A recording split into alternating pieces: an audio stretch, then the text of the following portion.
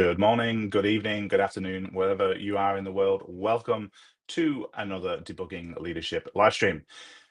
This is where we discuss everything to do with technology leadership, and I share the people that I learn from, the people that are my mentors and coaches with you. And today with me is Rendell. Rendell, say hello to the folks at home. Hello, folks at home. Hello. I was playing background music, and then I realized that Firefox doesn't support the background music. So that was why it was silent. I've decided that when I reinstalled my Mac recently, that I would use Firefox as my main browser, because it's been like a decade since I've used Firefox. And I just kind of Yeah. wanted to see like what's different, what's changed. And yeah, turns out a lot of stuff doesn't support Firefox, or Firefox doesn't support a lot of stuff, whichever way you want to look at it. Yeah, it's kind Interesting. of, you'll find the same thing with Safari as well. Basically stuff just goes Chromium or GTFO. And I sort of understand it as well. Chromium is like there's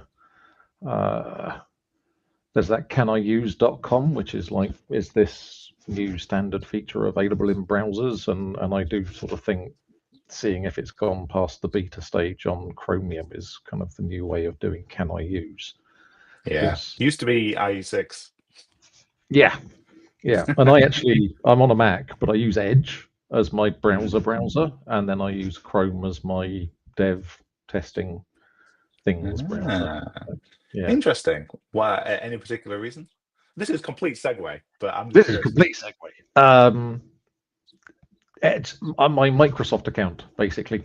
Okay. So it's more useful to me to have my main browser have my Microsoft account permanently logged in, and I actually have two personalities on it. So I've got my personal Microsoft account, and I've got my work Microsoft account for things like the Azure portal and all that kind of thing. And then Chrome just keeps all the stuff separate and doesn't have any plugins installed and things, because those really annoying when you're testing to have your kind of password manager and everything else in there, and uBlock. uBlock going, oh no, we've blocked your own analytics. Yeah, this is the thing. Is like, that it works on my machine as a developer is now, it's even more complicated, because like if you use the same browser you use as a, I guess, individual to develop your thing, you're not necessarily representative of the customers of your product. Yes, exactly. Interesting. Anyway, as interesting as that is, I like to kick these off with a little bit of a icebreaker. The one I normally use is, what tech gadget are you currently enamored by that is not your phone or your computer?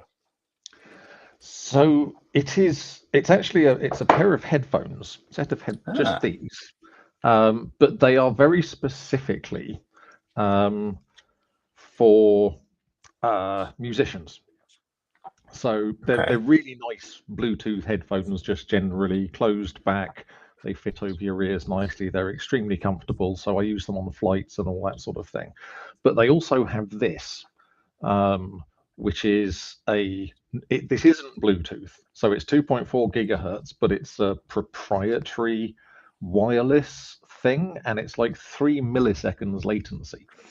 Wow. And I play bass, and bass being on tempo is like incredibly important. You're kind of like more towards the rhythm section than you are the sort of melody section of the thing, and so having that low latency. And this thing, it's nuts. And so I can have Bluetooth connected to whatever song I'm practicing on, like my iPad or my iPhone or my computer or whatever, and then this is plugged into the bass, and I can just jam along with it. And it's Positive Grid. I think their Spark Neo is the name of the headphone. It's insanely good. So good that I just also bought their. I literally got this today, so I haven't had a chance to test it yet. But that's the same thing, but for using to connect your guitar to the effects pedal or the amplifier or whatever it might be when you're playing live. So, But no, Interesting. amazing stuff, and currently down from 230 to 180 in their Black Friday sale. I'm not getting any money for that, but if you are a musician, particularly if you're a guitarist or bass guitarist or something, and you want something to do silent practice, absolutely just the best thing. And I've tried lots of different ones, and that is it. No wire That's makes such a big difference. That's so cool. I'm not a musician, but because of my business, I do a lot of like video editing, Mm. and I often find myself using like actual wired headphones because Yeah, when you're editing videos, that latency you get from Bluetooth is just a killer when you're trying to like chop the video to 0.1 of a second and you're trying to time exactly when that is. Like it just yeah, doesn't work. yeah. No, Bluetooth latency is. This is why you get the cheap wireless guitar systems, and they go, "Oh, you can use this on stage." But if they are Bluetooth, and it's really hard to Mm, tell because they're all in the 2.4 gigahertz range because mm, that's free and everyone can mm. use it. But if it's Bluetooth, it will be too high latency for anything except uh, anyone playing in a band, basically. Yeah, And yeah. you can get That's used to interesting. going sort of 20 milliseconds ahead of everybody else. Which makes a big difference when it's music, when you're playing the music. Yeah, if you're listening Yeah. to music, it doesn't matter because the whole stream comes in 20 milliseconds Yes. delayed, so it doesn't matter. Yeah, that's it. But Yeah, that's the thing about those headphones is whatever the latency is on the Bluetooth doesn't matter. yeah, It's the latency on the instrument, and that is literally 3 milliseconds, which is not noticeable. yeah. That's It so might cool. be to some drummers like Dave Grohl or something, but yeah, Yeah, yeah, no. Definitely not unless you've been doing this for decades and a ridiculous human being. indeed. Um, my one was going to be my office. I used to have an office in my main house, and then when I started this business, I started renting an office elsewhere. And then we decided, why don't we build a little annex in our back garden? So a couple of years ago, I built a little annex in my back garden, which is where this office currently is right now. And the biggest issue, my biggest pain with being where I am is that my goddamn coffee gets cold. Yes. Because I'm like 5 minutes walk away from my coffee machine and 5 minutes walk away from my microwave, which is too much. And Hmm. so I bought one of these cups that have a lithium battery in it and a heating element, a bit like the Ember one, Hmm. but being from Yorkshire, I was like, nah, I'm not spending $300 on a fucking cup, and Yes. so I bought the cheap Chinese version, and I have literally just posted it back to Amazon Returns because what it was doing is it was telling me that my beverage was 156 degrees Celsius, Yes. which it wasn't. Spoiler, it wasn't. But I what mean, that that's was like doing, superheated steam. exactly. Uh, but what that was doing is telling it that it didn't need to heat the cup because it was already Right. too hot. So it just completely failed at its primary function. I mean, So honestly, if I had an app that was detecting that my coffee was 156 centigrade, I'd want it to call an ambulance. You know, it's but no. So I have a theory that when you buy, because Ember, bless them, a lovely product. I don't have one, but I would like one. But they're made in China, aren't they? mm, You know, yeah, it's made. Everything's made in China. Certainly, everything that's got a lithium battery and a USB port in it these days yeah. is made in China. And so I reckon that the Chinese ones that you buy, the sort of weird seven let unpronounceable word things on Amazon, are slightly kind of reworked things that failed Ember's quality assurance process. and rather than kind of generate e-waste, and in some ways this is admirable because it is sort of good for the environment, and they just go, well, we'll just color it a different color and ship it with one of our weird names, or drop ship, I believe it's called. That's what's going on. And so I'm feeling a little bit seen, because I mean, it's not 7 unpronounceable letters, it's 6 unpronounceable letters, but this is the one. Yeah, there you go. That's not a word you can say. Yeah, exactly. You made me think of another complaint. I complained about this to my wife, and I love my wife, but she's not an engineer, she's not technical, and she didn't understand why this annoyed the hell out of me. And I feel like you're somebody who's going to understand why this annoyed the hell out of me. So it comes with a base station that you plug it into, a bit like a kettle, so that charges the lithium battery. That base station, when I was looking at the Amazon listing, my new policy is I only buy things with USB-C ports in them. I will not buy micro B anymore. USB-C is just better in every single way. So I will only buy things that are USB-C. So it had a USB-C port, so I bought it. The USB charger is a 12-volt fixed voltage USB-C charger. Oh, no. Yeah. No, that's not okay. First thing I said when I saw that is I said to my wife, you do not use this for anything else. Yes, because USB-C doesn't do 12 volts as far as I'm aware. It does sort of 1.5 up to... It does 9 and 15. 9 and... Yes. But you have to use PD, and it's not a 12-volt PD charger, it's a fixed 12-volt charger. So basically, they've used the USB connector, but it is just a barrel. It's got two live wires connected to the different. Oh dear, yeah, no, that's also not good. Yeah, so that got returned.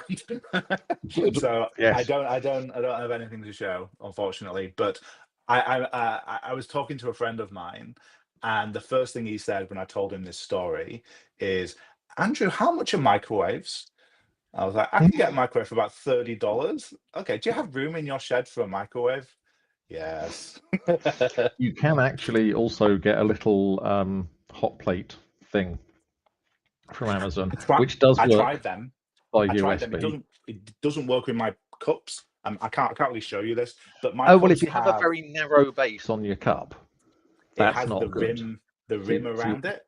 What you want is a proper kind of flat big bottom cup like that with the Millennium Falcon blueprint on it. Yeah, I just have really cool penguins with flowers. I do like penguins. I do love a penguin. Rockhoppers in particular, but all penguins are good. Okay, that's our second segue. So I need quality tech leadership talk here. All right. If you do work in an industry that puts USB plugs on your products, tech leadership tip: stick to the damn standard. Moving on. Please. At least one of them.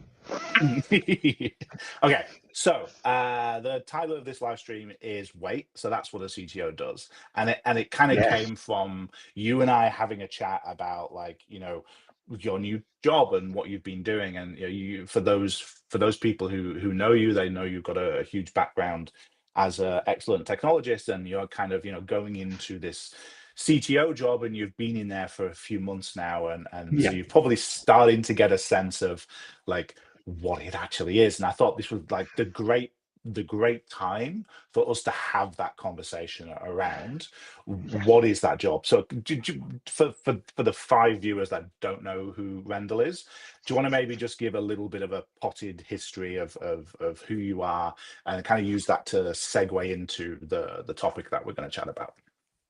So I am basically, I'm a programmer. I've been a programmer since I got a ZX81 for my 9th birthday, I think. And I learned how to, I typed in an Etch-a-Sketch program from the manual, and then I made the Etch-a-Sketch program better.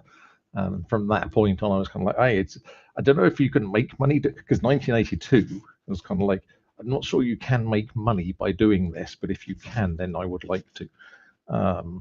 So I'm very, very lucky in that the job I've been doing most of my adult life is what I wanted to do when I was a little kid. So yeah, that's nice. And yeah, I worked for various companies. I did various things. I made some interestingly named utilities along the way. One of which you can go and look for a talk called "Programming's Greatest Mistakes," and you'll find out about that. And yeah, I managed to avoid the kind of the management track for a very long time, and sort of moved into consultancy and specialized freelancing. So people would come like hire me on as a contractor. So I'd be doing like 5 days a week, 8 hours a day, but doing very specific things, generally around performance improvements and monitoring and that sort of thing.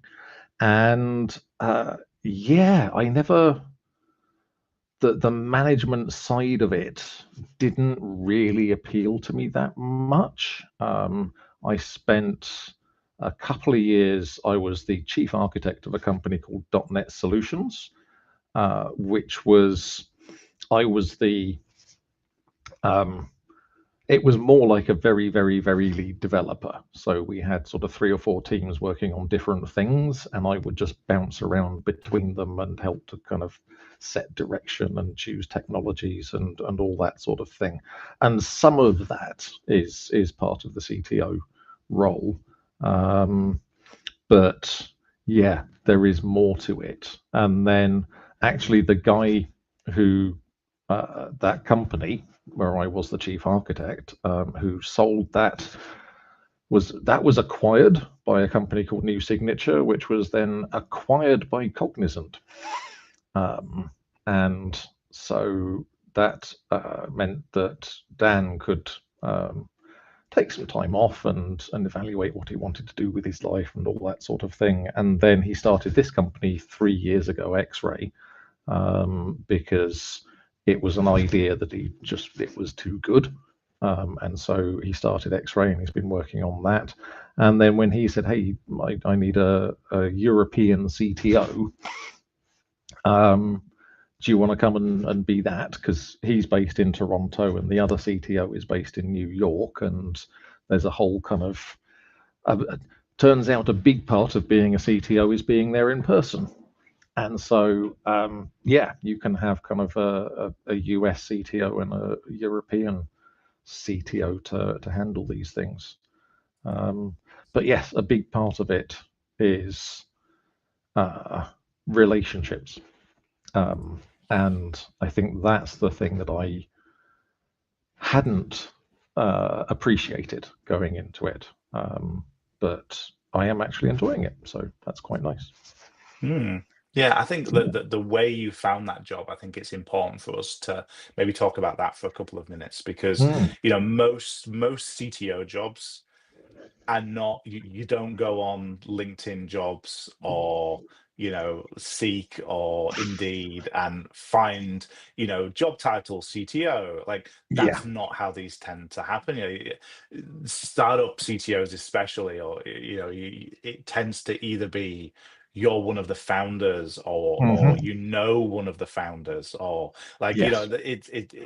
it's not through those typical things. Like it's rare that you would actually apply for a job like this, go through an application process with 20 other people and get the job.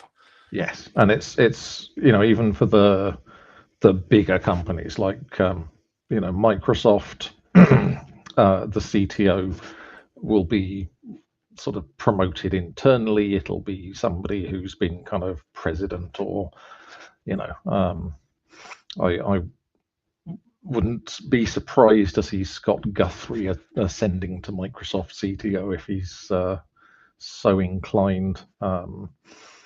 And but then sort of at the smaller end, I think Miguel de Icaza was CTO of Xamarin when that was a thing, and name's gone. He went and became, was it Nate something? But he was the CEO anyway.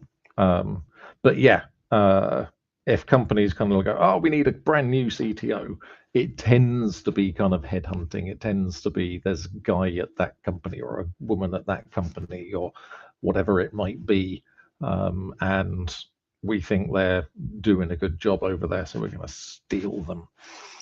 Yeah. So yeah. And I hadn't Um, thought about this when I asked that question, but there's actually a correlation between what you were just saying around part of the job of a CTO being the networking and the connections and the relationships and how you get that job in the first place.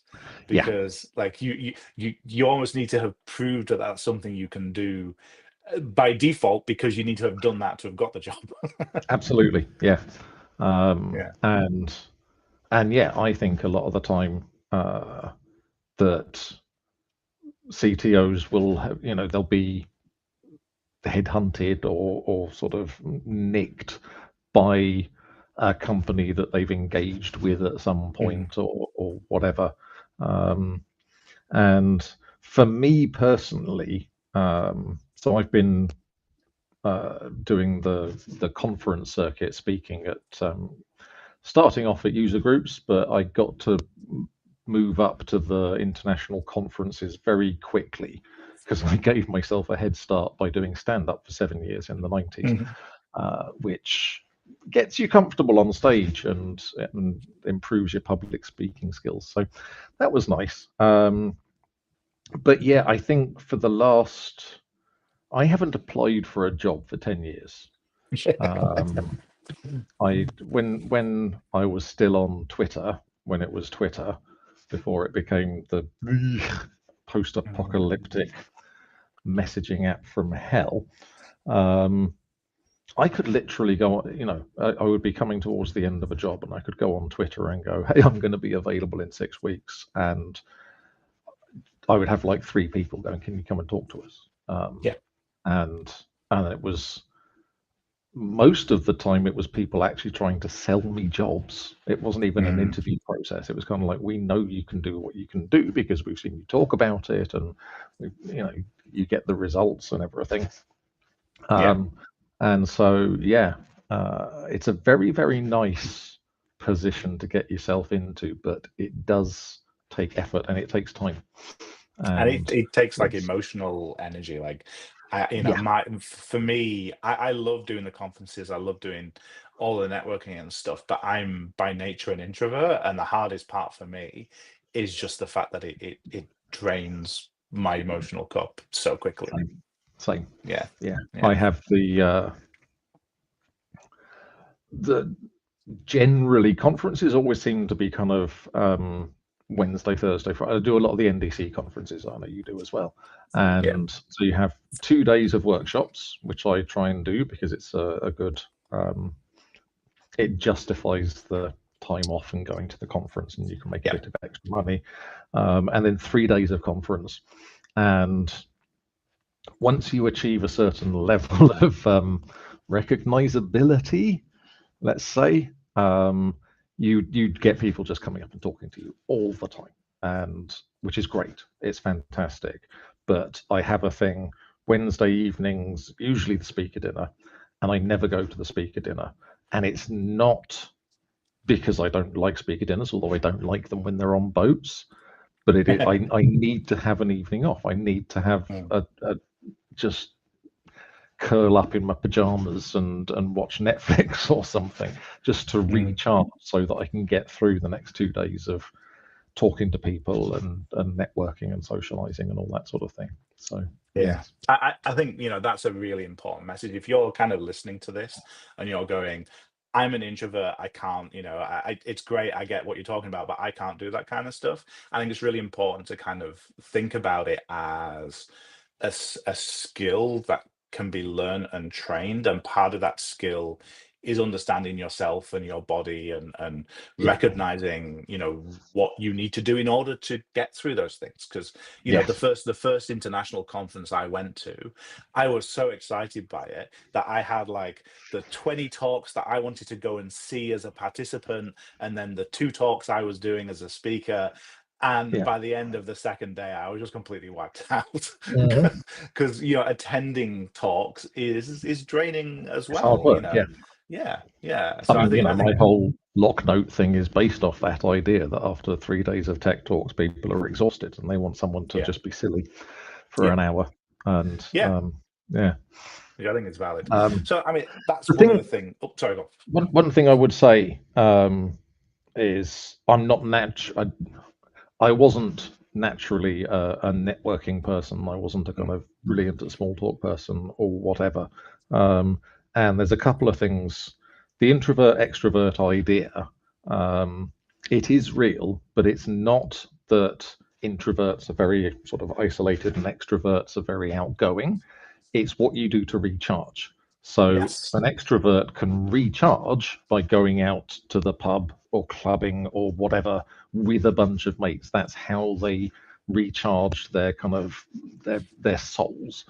Um, Introverts recharge by curling up, reading a book, listening to music, watching TV, whatever it might be. They need some alone time, and so you're one of those two types. So it's not that introverts can't get up on stage and show off, because obviously we can. I know quite a lot of speakers who are definitely introverts, and it's not that you can't socialize. So yes, yeah, this is, as Ben says, 90% of all conference speakers are introverts. It's what you do to recharge. And then the second thing, and this was um, what I learned, is when you're in a one-on-one conversation, that used to be very daunting to me. I was kind of like, oh, I can't make small talk. Um, just listen and actually pay attention to what people are saying, and then respond to them and kind of go, oh, that's interesting. Ask more about a particular aspect of it or a particular Mm, angle of it or whatever. Um, you can have a really good conversation if you are reacting to what the other person is talking about. Um, mm, and if that's not possible, then read sort of a good technique, in the context of a tech conference. Make sure that every morning you read like Ars Technica mm. or one of the, maybe The Verge or something. So you've got like 3 or 4 things in your head, and then you can just go, oh, did you see that thing that the Blue Origin landed their rocket and it was amazing. Have you seen it yet? Or whatever it might be. So it's really clinical and calculating, but it is just having 3 or 4 things that you've kind of picked up at the start of the day that are topical, and That's a great then tip. you can use that if the conversation starts like, oh, did you, I saw this morning. It was, yeah. So That's a great. yeah, That's a really really great tip. I like what you said about the listening and asking questions thing, because like another aspect of being a CTO, why do you do these relationship building things and these networking things? Well, part of mm, the reason why is because you ultimately, part of your job as a CTO is to sell, and yes, it's not necessarily you've got to be on every sales call and be on every meeting, but you have to have that in your mind. And a lot of people who come from the background of engineering, we have this resistance to selling because we've been on the other side of it so much. yeah, And my kind of main tip to help engineers get over that resistance to wanting to kind of be thought of as trying to sell is exactly what you said, which is I don't I don't go into a sales meeting thinking, how do I make them buy my product? I go into a sales meeting thinking, how can I understand what their problems are and help yeah, them solve those problems? And one of those solutions may or may not be my product. And you do yes, that by listening and asking questions. yes, yeah, and uh, some people might go, "What? Why would you go to a sales meeting if you're not going to sell your product?" But the fact of it is, if you have a conversation with somebody and you don't have anything available that solves their problem, then you shouldn't try and sell them anything, because they will end up unhappy with you and with the thing that you've sold them, and that's not good for anybody in the longer term. Yeah, Um, so yeah. yes, yes. I And always I've sorry, go on. used to drive me nuts years ago. So yeah, in the 2000s, the noughties, I worked for a company that would just the salespeople. There was an entire sales sort of department, like 8 or 9 salespeople, who had a leaderboard and all that sort of thing. And it always felt like they basically did their jobs by selling features that our software didn't have yet, and Yeah. then promising that it would be available in 3 months when the thing was due to go live, and then literally turning up to us and going, "Hey, you need to add this feature in 3 months," and you're kind of like, "That is not a 3 month project." So yes, it's also important to sell what you have, not what you Yeah. hope to have. And if you're having those discussions about something you hope to have, having the technical person in the room is what protects the engineers in that situation. Yes. Yeah. Yeah. And it is, a lot of the time you're kind of like, just go, just Kicking them under the table. No, no. yes, yeah. Okay, let's change angle a little bit. Like we've kind of talked about, I guess, the surprising things or I guess the skills, the things that people might not expect coming from an engineering background. Can you tell us what a typical week for Rendell looks like? How much of your time are you coding? How much of your time are you researching, like doing the networking and the sales? Like what does a typical week for Rendell look like?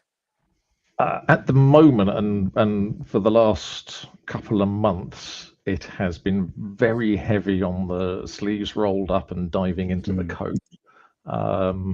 We launched our new augmented reality glasses, the AR2s, and due to some delays in manufacturing, we didn't get our development units until very shortly before they were due to start shipping to customers.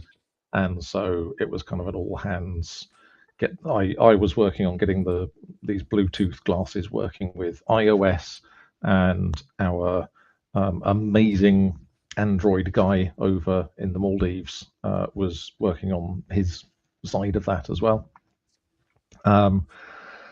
And then at the same time, you've got other things that you're supposed to be delivering to other customers. And so you're trying to balance those two. So once that goes and you kind of like that can now be tested and stuff, and you immediately switch to working on a different branch of the product and that sort of thing.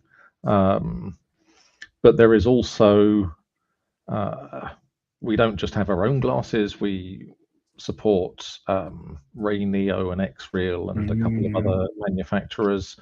And so there is, weirdly, some of my job is being on Reddit and checking out the sort of Ray Neo and X-Real subreddits and the augmented reality subreddits and just seeing what's going on in there, seeing if our adverts are showing up in there, because they should be. And that sort of thing. There is a bunch of in the AI space, and just to be completely clear, my company does. It's definitely an ethical use of AI. It's speech recognition and subtitling. We do live subtitling, and ideally we do it in glasses that look pretty much like they've got very thick side bits, but they don't look that different from these. And yeah, it's helping people with hearing loss, or actually neurodivergent people can find it a lot easier to take in words when they can see them and hear them at the same time. That's what I'm like. Yeah. My kids will always have the subtitles on Netflix or Disney Plus or whatever it is. And for a while it's kind of like, why have you got this? And then I started doing it too, and it's brilliant. It is so much easier to follow. I've never thought about it as a neurodiverse trait. I'd always thought about it as, am I just deaf? Yeah, no, it's not. It's attention issues. Okay. So yes, but currently I'm working on getting the transcription side of things working offline on your phone. Ooh, and that is an interesting challenge because you have to balance you're back to kind of resource constrained, which we haven't been as programmers and developers for such a long time, because computers just kept getting bigger and faster and more powerful and whatever. And now you get back to a situation where, you know, the latest iPhone chip, the A17, I think, or the A18 we might be on, is astonishing and very, very fast. And they're building like a new laptop which is based on the phone chip, because that's how good it is. But it has a battery, and so you can't just be running all 4 of the performance cores at max speed and the GPU and all this sort of thing. And so it's finding the technology that will allow you to run a model locally, which on an iPhone turns out to be Core ML. And so I have to learn Core ML. I have to learn how to use that. I had to learn Objective C, and then get told off by the other CTO. Can you change this to Objective C++? And I was kind of like, what's the difference? Turns out it's the file extension. M is Objective C, and MM is Objective C++. So that was nice and easy. But yes, and over on the Android side, it is much more complicated, because Android phones, there's Qualcomm, there's Samsung. So Qualcomm have the Snapdragon series, Samsung have the Exynos series, MediaTek have what they have, and that's kind of the big 3. And so on Qualcomm, using the neural processing unit, the NPU, uses Qualcomm's QNN runtime, SDK, whatever you want to call it. Exynos, they have their own one, and MediaTek have their own one. And so you have 3 different things, and then you're kind of like going, okay, so which runtime supports this? On a computer, it's really easy. You just spin up PyTorch. PyTorch runs 90% of models, or you use Ollama or LM Studio on a Mac or whatever it might be. And so you're constantly keeping up. You're on Hugging Face, checking the new models that are coming through. NVIDIA have a new ASR model called Parakeet, which is astonishingly good, but only for a smaller number of languages. And it's too big to run on phones, but it is something that we are looking at for other things. The default is something called Whisper, and so then you're looking for, how can I run Whisper on an Android phone? And my CEO will actually kill me if I were to say out loud what we've chosen. But yeah, so there was a lot of getting it working, seeing what the performance is like, and then also sort of taking into account how difficult was it to get it working. And if someone does release a better model and I want to run that model, how easily am I going to be able to convert that model to the required format to get this running? And it's doing sort of watching a 1-hour TV show and then checking how much battery it burned through while you were doing that, and that sort of thing. So it's not straightforward. The whole a lot of research and development. There's a whole lot of stuff in there which I want to kind of pick out, and I know I'm going to forget some of it, but let's try and not forget. So you talked about right in the beginning, I'm going to try and do it chronologically so I don't forget. You talked about going on Reddit and making sure that your ads were working on Reddit. Yes. Did anybody tell you to do that? No. Okay. This is one of the things that I think is one of the hardest transitions for people. Is going to a place where you've got a to-do list and somebody else is, adding things to the to-do list. You're maybe like, discussing the implementation details of it and breaking the card down into it. But, ultimately somebody else is deciding what's on your to-do list, to a place where you control your to-do list, and nobody told you to do that, but you knew that was important for the business. Yeah. And yeah, there's a I think a lot of that comes from, and this is, uh, I think, one of the things that you don't appreciate about the higher level jobs is you never stop thinking about the business, and Yeah. um, and it might be a particular problem that's on your mind, but it's also just as you are going through the world and noticing things, and you're kind of like, um, before I started this, I was terrible at note keeping. Um, and I now have an Obsidian notebook with like hundreds of markdown documents, and there are diagrams in there. There's a page that's just full of links to things. There's a page full of notes on different models and all sorts of stuff. Um, and yeah, you just always thinking about it, and so yeah, the Reddit thing, it was just I was in the augmented reality thing, and I was seeing adverts for other people's glasses, and I was kind of like, why am I not seeing adverts for our glasses? And so then going off and checking with the marketing person and getting something twiddled somewhere in some uh, ad buying technology, and now I do Mm. see ads for our product in Reddit and various other places where I would expect to see it. So Yeah. yeah, And I think, nobody else in the business might have been in a place to notice that, because you're part of the tech culture from coming from that background. yeah, You're in these places, you know about them, and the marketing people might not even know that a particular subreddit exists because they're not from that. yes, yeah. I mean, certainly the kind of manufacturer specific subreddits and stuff. It's to them, it's a logo that they maybe put on the site. I mean, our marketing guy is amazing, and definitely goes above and beyond the Call of Duty for his role as well. It's a very small company, still less than 10 people, Mm. uh, and so everybody is kind of at it and on it pretty much all the time. Yeah.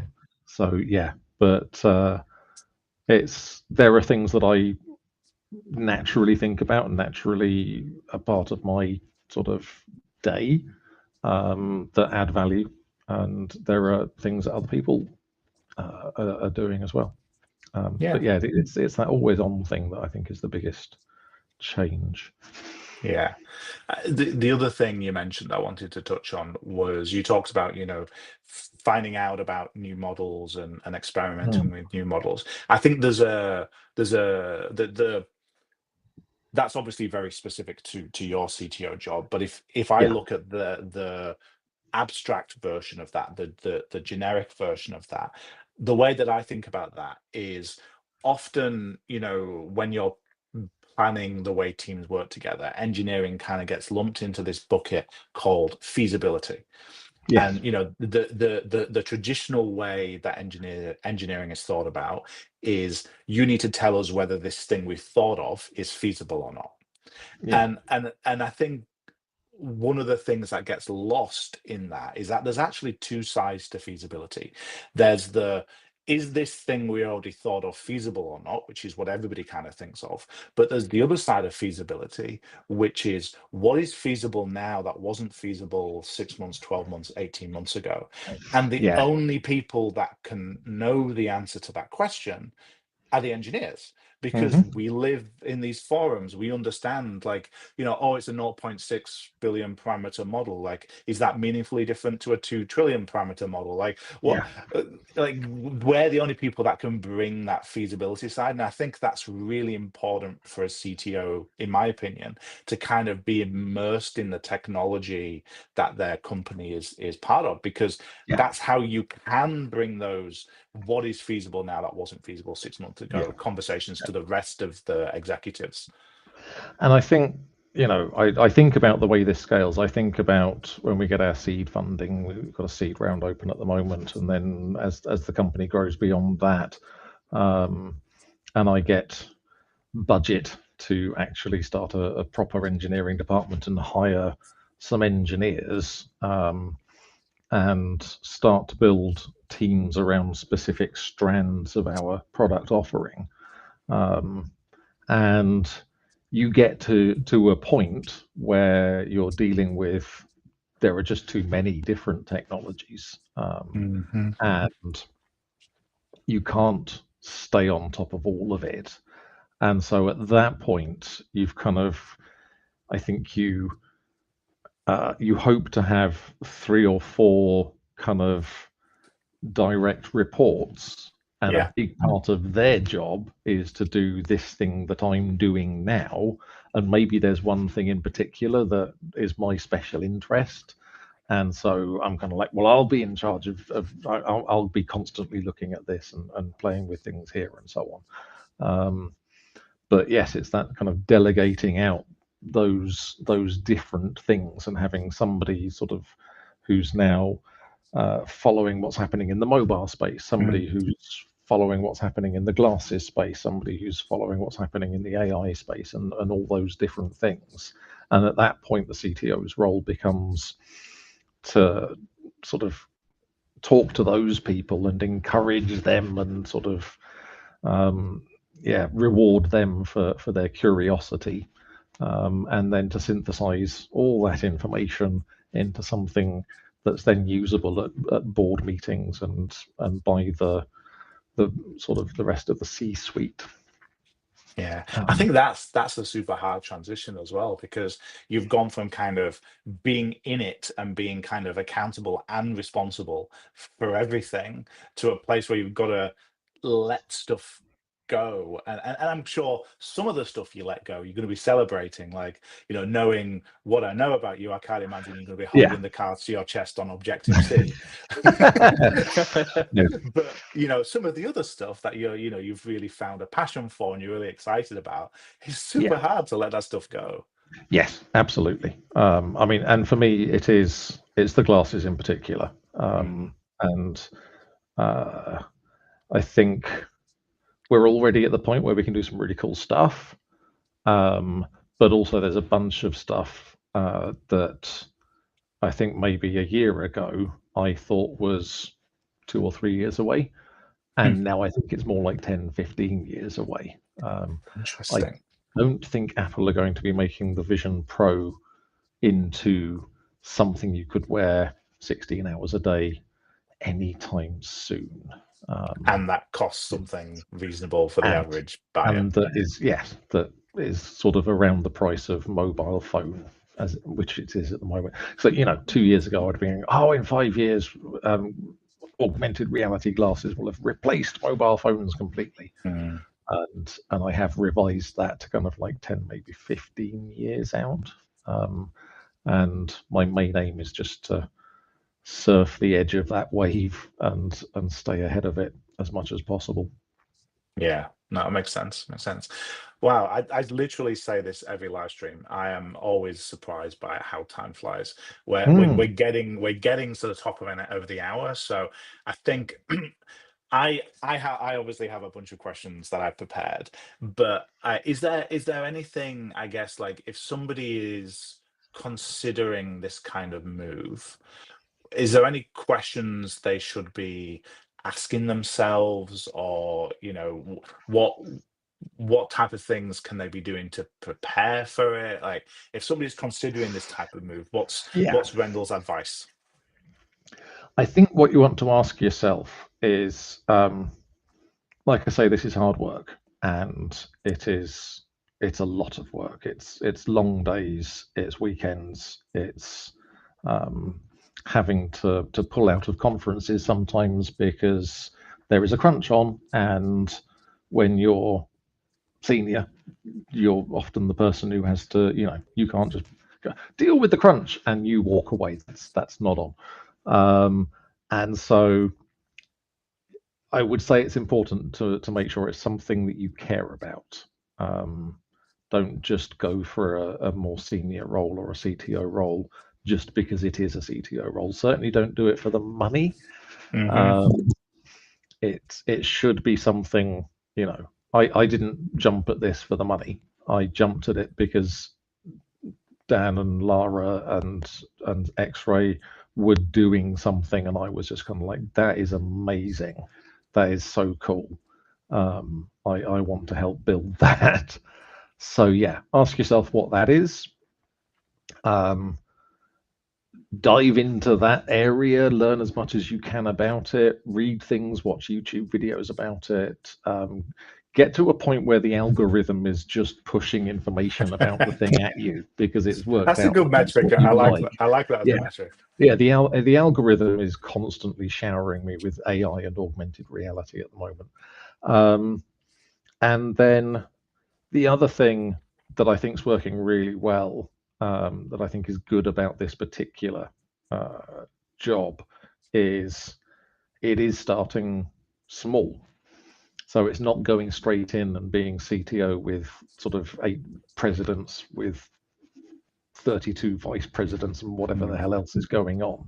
It's kind of as the company grows, as we get investment and we sort of turn profit and everything, I get to create an engineering department, and then I get to sort of have somebody whose job it is to run the engineering department and somebody else whose job it is to run the kind of platform side maybe. And so I can organically grow as a CTO along the way and almost go through the stages of like, chief architect, engineering manager, director, whatever it might be. And so, yes, if you can find an opportunity to do that, or go in as a co-founder on a startup, then I think that's a really good way to get to this level. Without the alternative, is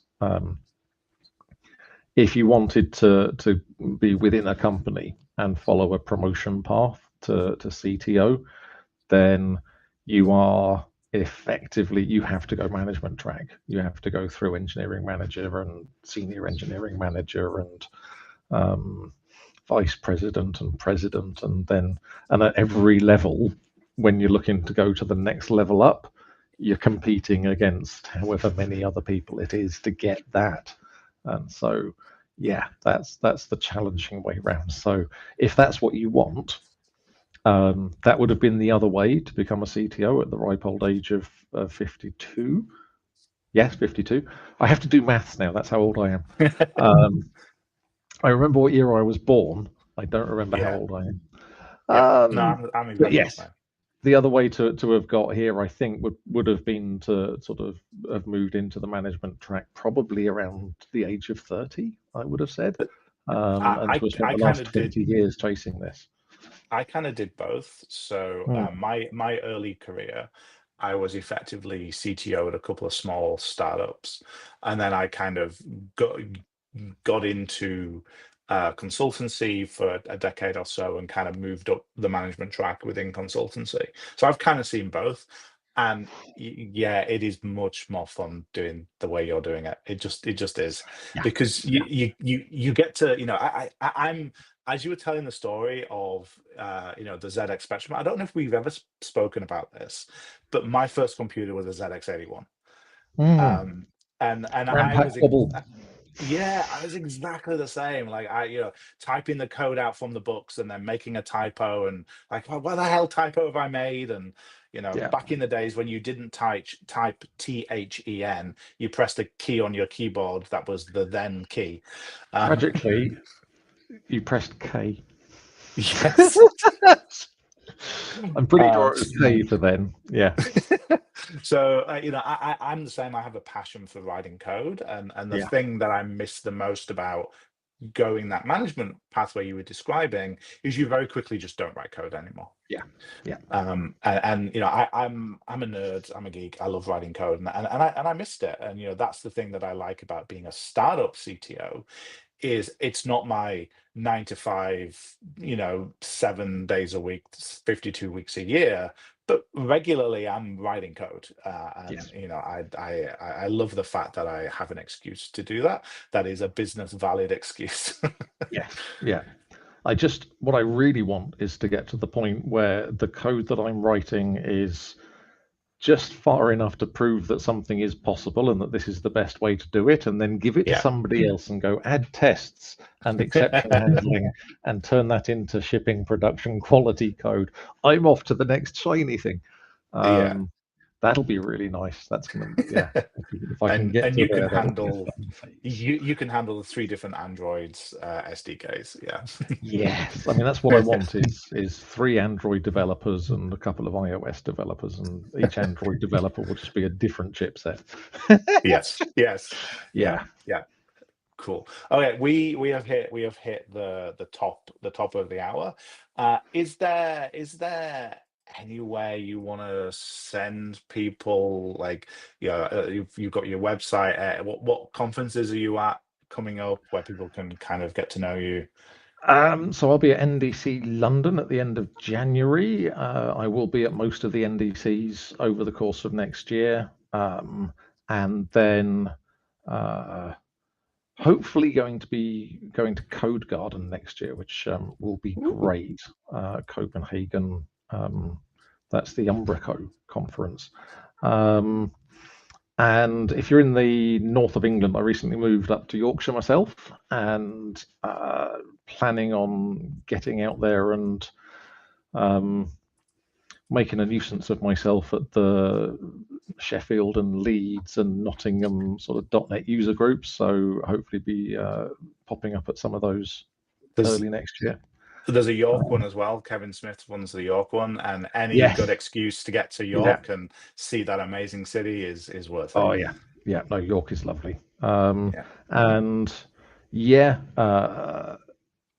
So if you have enjoyed listening to me burble, then I do that regularly with my friends Dylan Beatty and Eli Holden-S, 4 o'clock on Thursdays on YouTube. That's called Tech Bugs and Rock and Roll.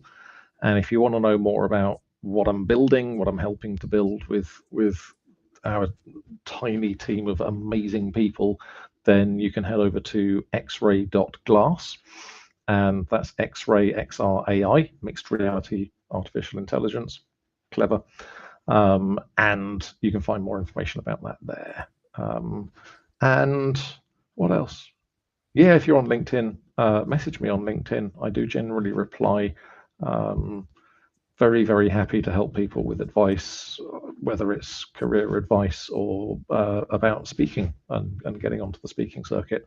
Always happy to help new people out with people who are earlier in their journey than I am and give them the benefit of my experience and wisdom and catastrophic mistakes.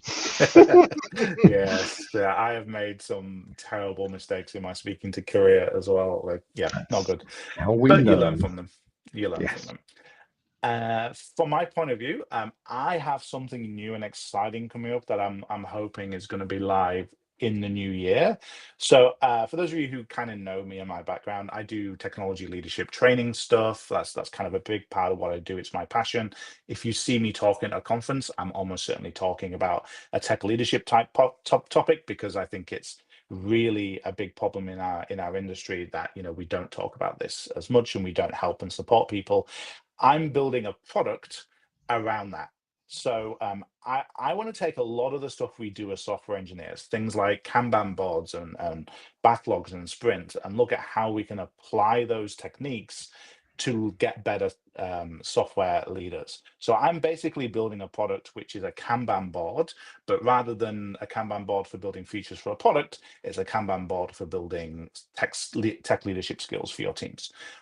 So effectively tracking how you're going through that. This is an experiment I'm doing, and I'm hoping to get it live in the new year. If you're a company that would be interested in betaing this and trying it out, I would love to know, because I'm looking for some early adopters to help me kind of prove and validate some of my theories around it. I'll early adopt it. Yeah, awesome. I would love that, Randall. But yeah, so if you want to know about that, please reach out to me, come have a chat, or just go to debuggingleadership.com and sign up for the waitlist. But I'd love to hear about it if you are interested. Cool. All right, that's it. Thank you very much, Rendell, for joining me, and thank you everybody for watching. There won't be another live stream until the new year at this point, so enjoy your Christmases, enjoy your New Year's, and Rendell, I'm sure I'll see you at an NDC sometime soon. Definitely.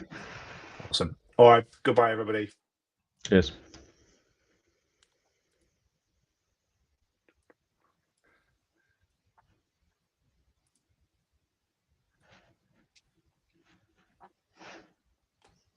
This is where I struggle to find the stop live stream button. In your new studio environment, is it like there's a thing at the bottom? Yeah. If you're watching this, if you're watching me struggling with this on the live stream, please let me know, because this will be cut from the YouTube video. So I want to know which of you are still watching this. There's literally not a stop live stream button, and I'm not even joking. The go live button, when I click it, it says your stream is already live. Like, cool, yeah, thanks.